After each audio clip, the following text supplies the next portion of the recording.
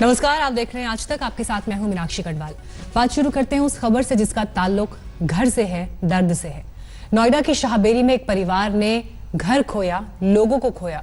उस परिवार ने 12 घंटे पहले गृह प्रवेश किया था, पूजा पाठ की थी, लेकिन इमारत क्या गिरी, कुछ भी हाथ में नहीं बचा।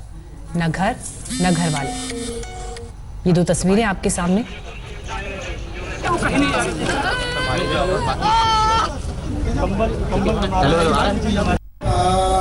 स्वाहा। 15 जुलाई 2018। मन्नतों से मिले घर में हो रहा है मंत्रोच्चार कि नए घर में सब कुशल मंगल हो। घर के बच्चे हैं, अपने हैं और वो रिश्तेदार भी जो इस पूजा में शामिल होने के साथ शिव त्रिवेदी के परिवार को नए आशियाने की बधाई देने आए थे। 17 जुलाई 2018। नए घर के इस कैलेंडर में तारीख अभी 2 कदम ही थी कि तस्वीर बदल गई, वक्त बदल गया। मलबे से मौत का खौफनाक सच एक एक कर सामने आने लगा।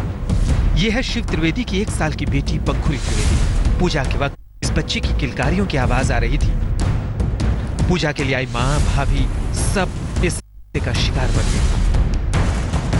जो एक वीडियो सामने आया जिसमें साफ साफ दिख रहा है कि किस तरह से गृह प्रवेश किया शिव त्रिवेदी के परिवार ने। दरअसल जिस वक्त ये घटना हुई उस वक्त शिव त्रिवेदी, उनकी भाभी, उनकी बच्ची और साथ में उनकी मां मौजूद थी। उनकी वाइफ यहाँ पर नहीं थी। 4 लोग थे, चारों के इस घटना में जो है उनकी मौत हो गई। बहरहाल अब ये वीडियो सामने है जिसमें साफ साफ दिख रहा है कि गृह प्रवेश हुआ था, यानी कहा जाए कुछ ही घंटों पहले का वीडियो है। एक दिन पहले बिल्डिंग में नई उम्मीदों और पुराने रिश्तों की चहल पहल थी। वहां सब कुछ बर्बाद हो चुका था। 6 मंजिला इमारत जमींदोज। अब भी रेस्क्यू टीम मलबे में मौजूद लोगों की तलाश में जुटी है। किसी को नहीं पता कि मौत का ये आंकड़ा कहां तक पहुंचेगा। किसी को नहीं पता कि जो अपने कंक्रीट के नीचे दबे हैं उनकी सांस चल रही है, थम चुकी है। प्रशासन के मुताबिक बचाव का काम अभी 2 दिन और चल सकता है। लेकिन सवाल बस एक बिल्डिंग का नहीं है। इस हादसे के बाद आसपास की इमारतों में रहने वाले कई लोगों की नींद भी उड़ गई। बहुत डर लग रहा है। रात को उस दिन तो हम लोग सोए नहीं, इतना डर, बहुत ज्यादा डर का तो माहौल बना हुआ ही है। अब हम लोग भी डरे हुए हैं, कैसे क्या करें। मेरे हस्बैंड वहाँ गुड़गांव में, वो चिंता से मरे जा रहे हैं। हम 3 बेटी लेके यहाँ रहते हैं। इतना परेशानी कि पूछिए मत। नोएडा, ग्रेटर नोएडा में करीब 10,000 लोग इस तरह की इमारतों में रहते हैं जिनका ना तो नक्शा पास कराया जाता है और ना ही बनाते समय तय मापदंडों का ध्यान रखा गया है। दोषियों पर कार्रवाई के दावे हो रहे हैं। नियमों को सख्ती से लागू होने को लेकर सरकारी बयान आ रहे हैं। लेकिन जिन परिवारों के अपने खो गए उनके लिए कैलेंडर की तारीख अब 2 दिन पीछे कभी नहीं जा सकती। चिराग कोठी, ग्रेटर नोएडा, आज तक।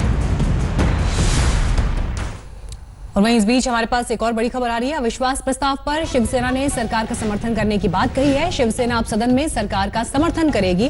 अब तक शिवसेना ने अपना रुख साफ नहीं किया था और लगातार इस बात के कयास लग रहे थे कि शिवसेना का रुख क्या रहेगा। पार्टी के नेता संजय राउत की तरफ से यह कहा गया कि उद्धव ठाकरे अंतिम फैसला लेंगे और उसके बाद इस बात को जाहिर किया जाएगा और कल के दिन में बात साफ की जाएगी। इस तरह की खबरें थी, लेकिन अब ये क्लियर हो गया है सरकार के समर्थन में शिवसेना रहेगी। सदन में कल के दिन अविश्वास प्रस्ताव का विरोध करेगी।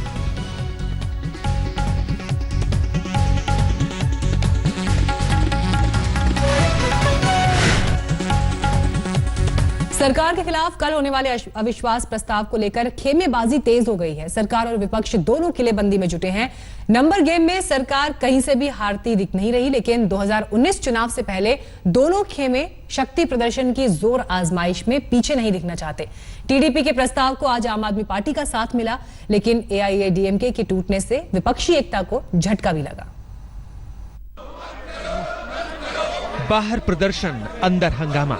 मोदी सरकार के खिलाफ पहले अविश्वास प्रस्ताव से पहले संसद में सियासी पारा चढ़ा हुआ है। सरकार और विपक्षी पार्टियां दोनों खेमेबंदी में लगी हैं। दोनों अपने अपने नंबर बढ़ाने में लगी हैं। दोनों एक दूसरे पर हमलावर हो रही है। सुबह सुबह टीडीपी के प्रस्ताव को आम आदमी पार्टी का साथ मिला, जो अब तक विपक्षी खेमाबंदी में अलग थलग पड़ी थी। Our party have actually moved, and this is the decision of our party to seek support from each and every political party of this nation, except BJP. So we are meeting each and everyone. We are expecting proper support. UPA chairperson Sonia Gandhi ने भी कांग्रेसी सांसदों के साथ मंथन की। सोनिया ने कल नंबर गेम पर बयान देकर सियासी हवा को तूफान बनाने की कोशिश की थी। आज बीजेपी ने कमजोर का तंज कसा। सोनिया जी की गणित कमजोर है, वो आंकड़ा नहीं लगा पाती। यानी 96 में 96 में भी ऐसे आंकड़ा लगाया, बाद में क्या हो गया वो दुनिया के सामने है। मोदी सरकार का बढ़ती समर्थन है। नंबर गेम में सरकार की स्थिति मजबूत है। मौजूदा 534 सदस्यों की संख्या वाली लोकसभा में के लिए 268 सांसदों के समर्थन की जरूरत है और बीजेपी के पास अकेले 273 सांसद, जबकि उनके साथियों को मिला लें तो ये संख्या 311 तक जा पहुंचती है। इससे साफ है कि नंबर में सरकार को कोई खतरा नहीं है। अब तो शत्रुघ्न सिन्हा का भी साथ मिल गया, लेकिन शिवसेना का टालमटोल जरूर दर्द बन गई है। सरकार को जनता का आशीर्वाद है। मोदी आज भारत ही नहीं दुनिया के एक लोकप्रिय नेता हैं। देश के विकास का काम कर रहे हैं, देश का सम्मान बढ़ा रहे हैं। उन्होंने अपना नो कॉन्फिडेंस लाया है। हम प्रामाणिकता से जवाब देंगे, अपनी बात रखेंगे और निर्णायक बहुमत से जीतेंगे। बड़ा ढोंग सरकार ने किया है। आज किसान के हाथ में 10% किसान को भी समर्थन मूल्य नहीं मिलता।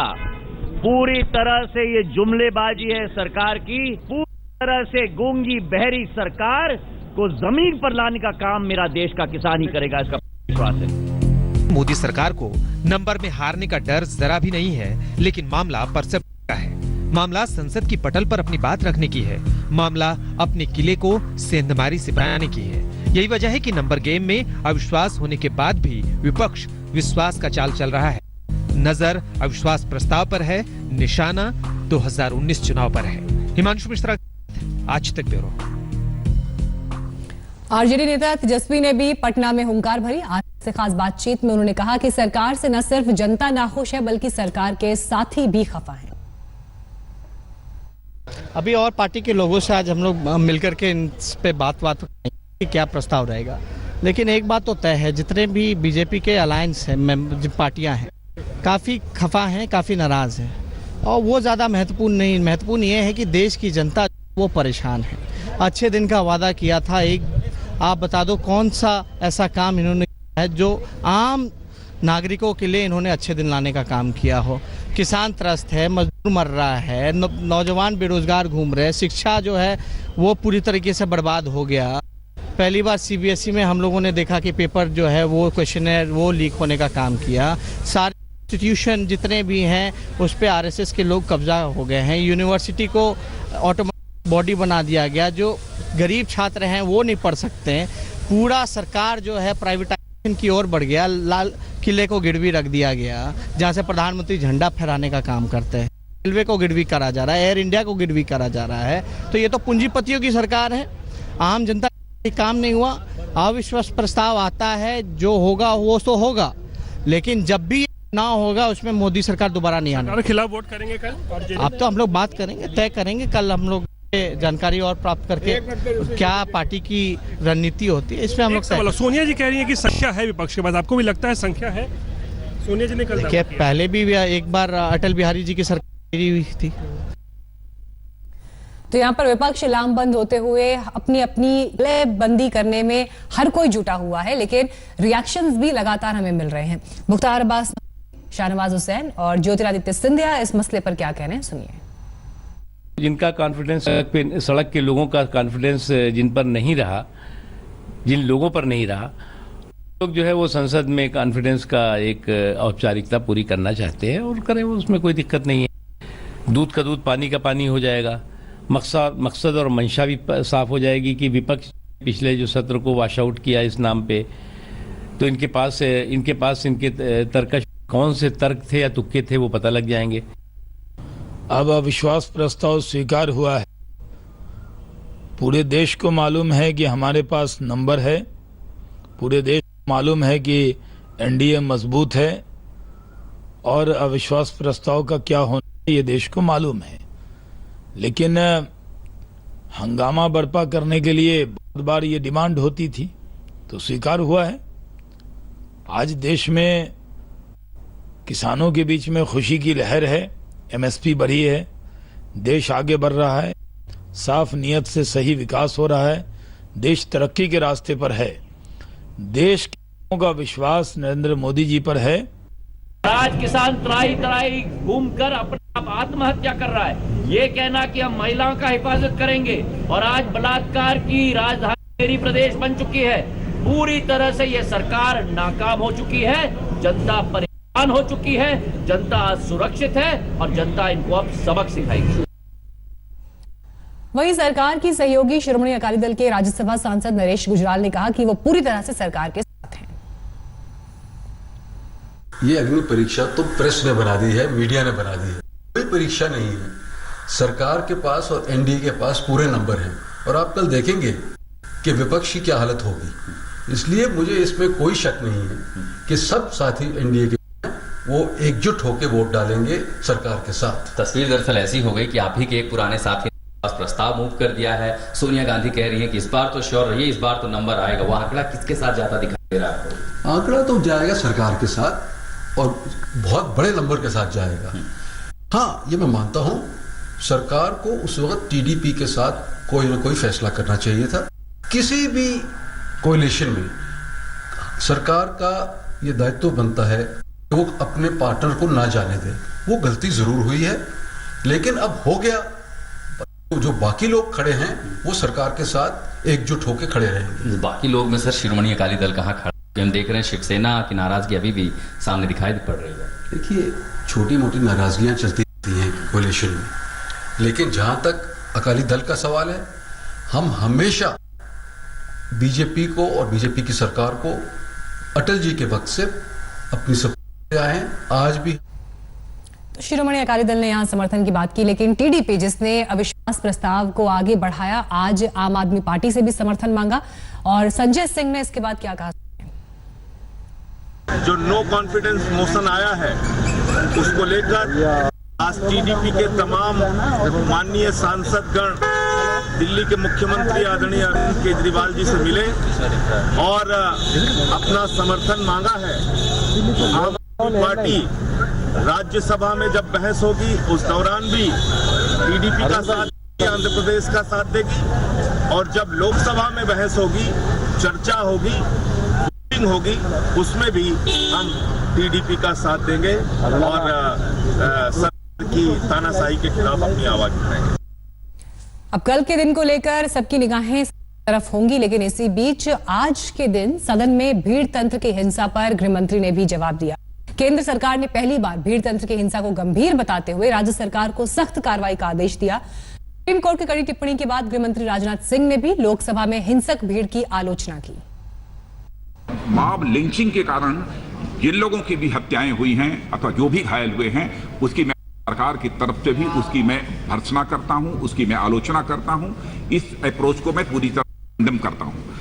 लेकिन सभी सम्मानित सदस्यों को इस बात की जानकारी होगी, इस प्रकार की मॉब लिंचिंग की जो घटनाएं होती हैं, अध्यक्ष महोदया, अफवाहों के आधार पर होती हैं, पेपर के आधार पर होती हैं, अनवेरिफाइड जो फेक न्यूज होती हैं, उनके कारण भी इस प्रकार की घटनाएं होती हैं।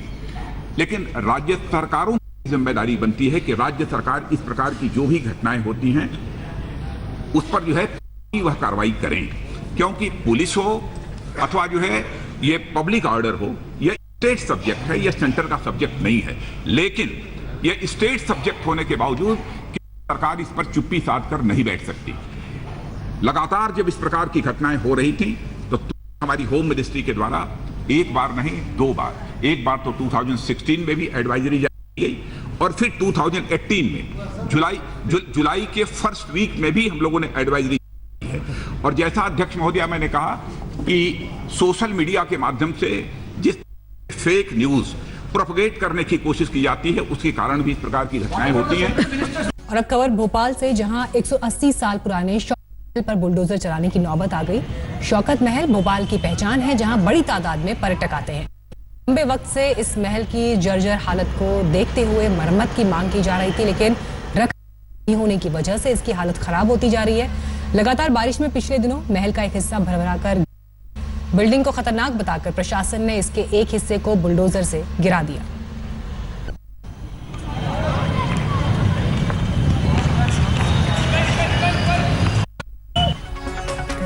फिलहाल वक्त एक ब्रेक का है, लेकिन ब्रेक से पहले आपको बता दें, आज तक बना यूट्यूब पर दुनिया का श्रेष्ठ हिंदी न्यूज चैनल। सब्सक्राइब कीजिए youtube.com/aajtak। लेटेस्ट खबरों के लिए यूं ही देखते रहिए आज तक, और इस वीडियो के पसंद आने पर लाइक, शेयर एंड सब्सक्राइब करना ना भूलें।